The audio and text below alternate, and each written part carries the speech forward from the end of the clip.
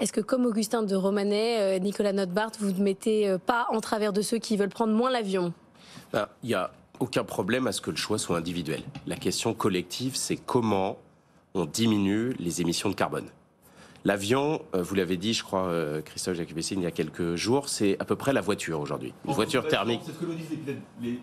C'est ce que nous disent les pilotes d'Air France quand on prend l'avion. Maintenant, il dit que vous avez fait 2,7 litres 100, vous avez fait 3 litres 100. Voilà. Donc, par exemple, le pire, c'est de rouler tout seul en voiture pour faire de la longue distance. Ça, faut le proscrire. Ouais. Mais ce qui est important pour réaliser cette transition énergétique, c'est que immédiatement, il y a des solutions pour la voiture. Moi, j'ai la chance de rouler en voiture hybride. Je roule en voiture électrique en ville.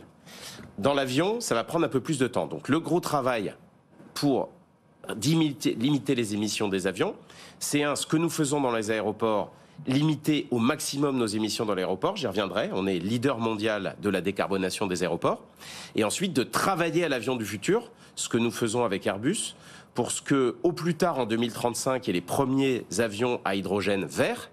Et avant, il y a ce qu'on appelle les biocarburants durables, c'est-à-dire de mélanger du kérosène avec des déchets, par exemple des huiles usagées, ce qu'on a fait depuis l'an dernier à Clermont-Ferrand. Voilà, donc toutes ces transitions de la motorisation et des carburants qu'on utilise vont permettre progressivement de décarboner l'aviation. Mais d'ici là, il faut réduire toutes les émissions partout, et notamment dans les aéroports. Et d'ici là, est-ce qu'on met au point un avion à hydrogène? Est-ce que le prix des biocarburants diminue? D'ici là, est-ce que, comme Augustin de Romanet, vous disiez avec vos actionnaires de Vinci, écoutez, si on ne croit pas au cours des prochaines années, c'est pas bien grave? Nous, on suivra la demande. Nous, on accueille des compagnies aériennes, des passagers dans le monde entier. Et la situation géographique des pays est très différente. Vous l'avez dit tout à l'heure, on opère une ligne à grande vitesse entre Paris et Bordeaux.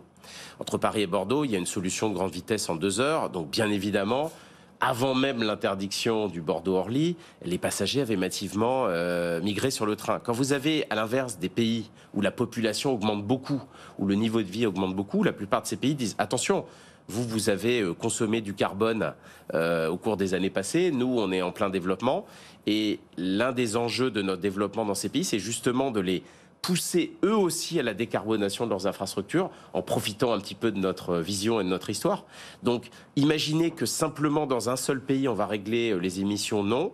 À l'échelle mondiale, il faut décarboner le transport et c'est notre mission, notre œuvre principale chez Vinci.